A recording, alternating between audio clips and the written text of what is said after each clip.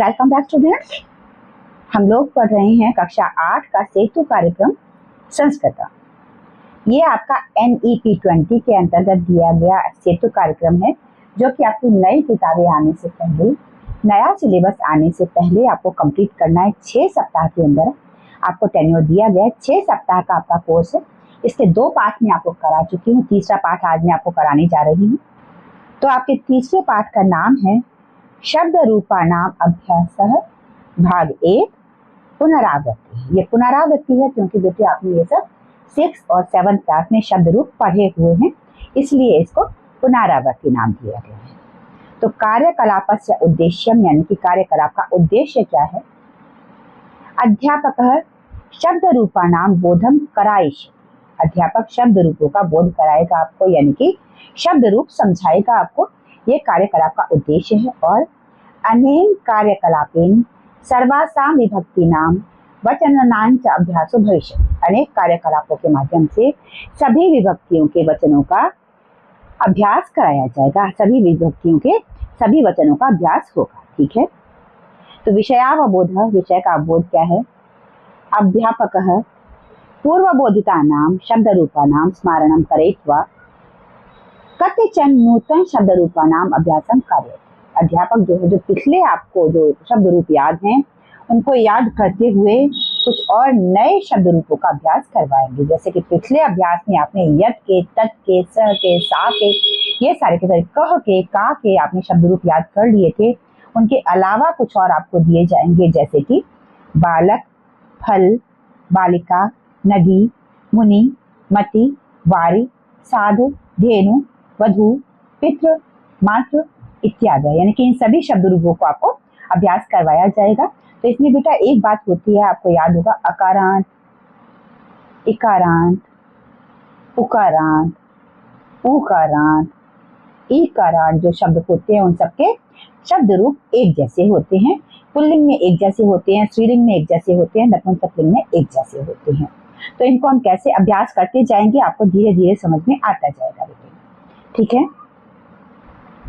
अध्यापक एकस्मिन् स्फोरकपत्रके, अध्यापक एक चार्ट से प्रदत्त चित्रानुसार, चार्ट पर प्रदत्त चित्र के अनुसार कोश निर्माणम कार्य, कोश निर्माण करेंगे, यानी कि ये कॉलम्स बनाएंगे। कोश कहा गया यहाँ पर कॉलम्स को, जैसे ये दिया गया है इस तरह का चित्र बना लेंगे एक चार्ट के ऊपर अध्यापक। उसके बाद यत्र वाम भागे प्रथमातः संबोधन पर्यंतम उपरिच्य त्रीणि वचनानि लिखितानि भवेत्। इसमें लेफ्ट साइड में को आपका जो तालिका है, इसमें आपकी विभक्तियां लिखी होंगी। प्रथमा विभक्ति, द्वितीय विभक्ति, तृतीय विभक्ति, चतुर्थी, पंचमी, षष्ठी, सप्तमी, संबोधन, सारी की सारी विभक्तियां लिखी होंगी।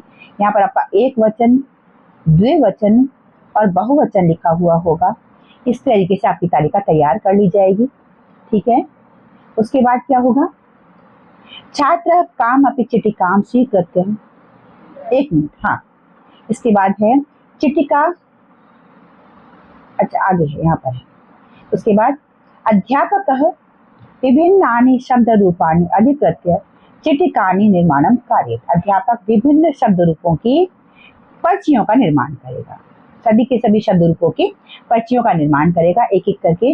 और चिटिकासु पदानि, चिटिकाओं में जो इन पर्चियों में जो पद लिखे हुए होंगे, लिखितानि भवेत्, उनमें पद लिखे हुए होंगे। और यथा कोशे स्थापनांतरमपि स्पष्टानि भवेत्, और उनके साथ ही उसमें उनके कोश स्पष्ट होंगे कि इन्हें कहाँ पर रखा जाना है। यानी कि जो आपकी जो एक तरीके से जो पर्चियां बनाई जाएंगी, उनमें आपके शब्द रूप लिख दिए जाएंगे कि भाई ये कौन सी विभक्ति है, कौन सा वचन है। ऐसे करके अलग अलग विभक्ति के अलग अलग वचन के लिख दिए जाएंगे। आपको उसमें ये बताया नहीं जाएगा कि कौन से कॉलम में जाना है, कौन से बॉक्स में जाना है। इसके बाद इसको एक्टिवेट कैसे किया जाएगा, इम्प्लीमेंट कैसे किया जाएगा? अध्यापक स्फोरक पत्रम यानी कि चार्ट पत्रकम, यानी कि चार्ट को कक्षायाम अवलंबित, कक्षा में रख देते हैं। अब फिर लटका देते हैं, रख देते हैं। अभ्यस्तेषु कस्यापि एकस्य शब्द रूपस्य चिटिकाः उत्पीठिकायां मिश्रित रूपेण स्थापित, और वहां पर कोई एक व्यक्ति सभी के सभी शब्द रूपों की जो पर्चियां हैं उनको उठा करके मिश्र रूपेण, उनको सबको एक जगह इकट्ठा कर देंगे। अध्यापक एकैकं कृत्वा छात्रान् आहवेत्, उसके बाद अध्यापक एक एक करके छात्रों का आह्वान करेंगे, यानी कि एक एक करके छात्रों को बुलाएंगे। छात्र कामपि चिटिकां स्वीकृत्य तस्याः उपरि लिखितं शब्दम् उच्चारयेत् तां चिटिकां च स्फोरकपत्रे समुचिते कोशे स्थापयेत्। उसके बाद छात्र जो है वो किसी भी एक चिटिका को, यानी किसी एक पर्ची को उठा करके उसके ऊपर लिखे हुए शब्द को तेज आवाज में उच्चारण करेगा, बोलेगा, और उस चिटिका को, यानी कि उस पर्ची को जो चार्ट है उसके सही कोश में स्थापित कर देगा, यानी कि उसका सही जो बॉक्स है उसके अंदर उसको रख देगा। एवमेव अन्य छात्राः अपि इमां प्रक्रियाम् अनुसरेयुः। और इसी तरीके से बाकी छात्र भी इस प्रक्रिया को अनुसरण करेंगे, सभी लोग इसको फॉलो करेंगे, यानी कि सभी बच्चे एक एक करके आएंगे, एक एक पर्ची उठा करके जो तालिका बनी हुई होगी, जो टेबल बनी हुई होगी, उसमें उन पर्चियों को स्थापित कर देंगे, यानी कि रख देंगे विभक्ति और वचन के अनुसार। एषः कार्यकलापः समूहानुसारम अपि कारयितुं शक्यते। ये कार्यकलाप समूह के अनुसार भी किया जा सकता है। एक शब्द रूप की पर्चियां एक समूह को दे करके चार्ट के सही स्थान पर उनको स्थापित करने का निर्देश भी छात्र दे सकते हैं, अध्यापक दे सकते हैं। यानी कि एक समूह को एक शब्द रूप की पर्चियां दे दी, दूसरे समूह को दूसरे शब्द रूप की पर्चियां दे दी, और उनको उस स्फोरक पत्र में, यानी कि चार्ट में स्थापित करने के लिए, उनके सही बॉक्स में रखने के लिए भी कहा जा सकता है। यानी कि इस एक्टिविटी को कई तरीके से किया जा सकता है। अब आगे आपको आकलन प्रश्न दिया गया है, उसके बाद क्या होगा, आकलन किया जाएगा, और उसके बाद जो कोई पर्ची गलत रखी गई होगी उसको सही जगह पर रख दिया जाएगा। जिसकी सबसे ज्यादा पर्चियां सही रखी गई होंगी वो टीम जीती हुई मानी जाएगी, विजेता मानी जाएगी। इसके बाद आपको आकलन प्रश्न दिया गया है, उदाहरणानुसारम रिक्त स्थानानि पूरयत, यानी कि उदाहरण के अनुसार रिक्त स्थानों की पूर्ति कीजिए। आपको उदाहरण दे दिया गया है, प्रथमा विभक्ति बालक शब्द के रूप हैं बालकः, बालकौ, बालकाः। एक वचन में बालक है, द्विवचन में बालकौ है, बहुवचन में बालकाः है। इसके बाद देव के रूप आपको दिए गए हैं, देवः, यहाँ पर आपका इसी तरीके से आ जाएगा देवौ, यहाँ पर आ जाएगा देवाः। बालकाः की तरह से सेम इसी तरह से होंगे, बालक और देव दोनों के दोनों अकारांत पुल्लिंग हैं, इसलिए दोनों के रूप बिल्कुल सेम बनेंगे, तो बालकाः की तरह इसके भी रूप बनेंगे। तो ये आपके प्रथमा विभक्ति में रूप बने बालक के और देव के। इसके बाद द्वितीय विभक्ति आपको दे दी गई है, फलम फले फलानि।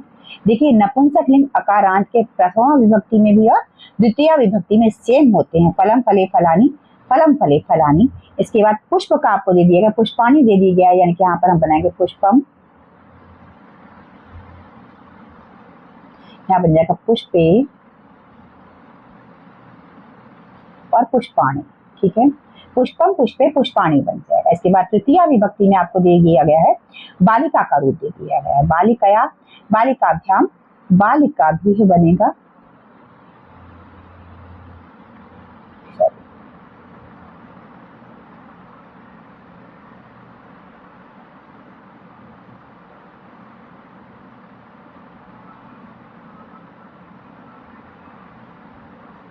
बालिका भी बनेगा इसमें।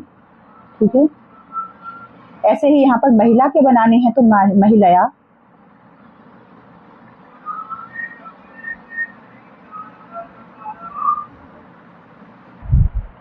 तो यहाँ पर बनेगा पुष्पम पुष्पे पुष्पाणि, पुष्पम पुष्पे पुष्पाणि। इसके बाद आपको दिया गया है बालिकया, बालिकाभ्याम, यहाँ पर महिला भी दिया हुआ है तो इसी के हिसाब से यहाँ पर बन जाएगा बालिका भी, बालिका भी। बेटा स्क्रीन पर लिखने में थोड़ी परेशानी होती है। इसके बाद महिला के लिए बन जाएगा, महिला के शब्द इस तरीके से बना लेंगे, तो महिलया,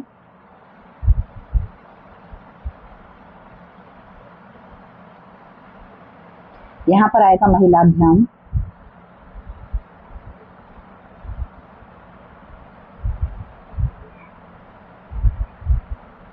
जगह कम है इसलिए मैंने यहाँ का या यहाँ लिख दिया बेटा। ठीक है ना, यहाँ पर आपका जगह महिलाभ्याम और ये महिला भी पूरा हो गया। ठीक है, इसके बाद आगे मुनये, मुनये के बाद यहाँ पर आ जाएगा मुनिभ्याम, जो कविभ्याम है उसी तरीके से यहाँ पर आएगा मुनिभ्याम, मुनिभ्याम, आगे आ जाएगा मुनिभ्याम, यहाँ पर आएगा, यहाँ इस जगह पर, ठीक है। इन सबका रिटर्न फॉर्म में आपको दिखा देती हूँ बेटे, ताकि आपको परेशानी ना हो। यहाँ से आप देख सकते हैं बालकाः बालकौ बालकाः, ठीक है। यहाँ से आप लोग देख सकते हैं बालकाः बालकौ बालकाः, देवः देवौ देवाः, फलं फले फलानि, बालिकया बालिकाभ्यां बालिकाभिः, महिलया महिलाभ्यां महिलाभिः, मुनये मुनिभ्यां मुनिभ्यः, कवये कविभ्यां कविभ्यः, साधोः साधुभ्यां साधुभ्यः, रघ्वे या रघवे रघुभ्यां रघुभ्यः, धेन्वाः धेनोः धेन्वोः धेनूनां, और उसके बाद नद्यां नद्योः नदीषु, उसके बाद देवे देवयोः देवेषु, हे पितः हे पितरौ हे पितरः, उसके बाद हे मातः हे मातरौ हे मातरः। ये आपके सारे के सारे शब्द रूप हो गए वो, जो कि आपके इस अभ्यास कार्य में दिए गए थे। ये सारे के सारे अभ्यास कार्य मैंने आपको रिटर्न फॉर्म में करा दिए हैं, क्योंकि यहाँ पर बेटे टैब पर लिखने में, स्क्रीन पर लिखने में थोड़ी सी परेशानी होती है, इसलिए मैंने आपके पास टैब फॉर्म में ये शेयर कर दिए हैं। यहाँ से आप लोग स्क्रीनशॉट ले सकते हैं, इसको लेकर के आप लोग चेक कर सकते हैं, समझ सकते हैं। कहीं कुछ डाउट हो तो आप लोग कमेंट सेक्शन में पूछ लीजिए, और अगर आपने अभी तक चैनल सब्सक्राइब नहीं किया है तो बहुत जल्दी से कर लीजिए बेटा। ये आपका आकलन पत्र है जो मैंने यहाँ पर कराया है। आपके आकलन पत्र के लिए, आपकी परीक्षा के लिए आपको बहुत सारी शुभकामनाएं। Have a great day ahead. जय हिंद, जय भारत।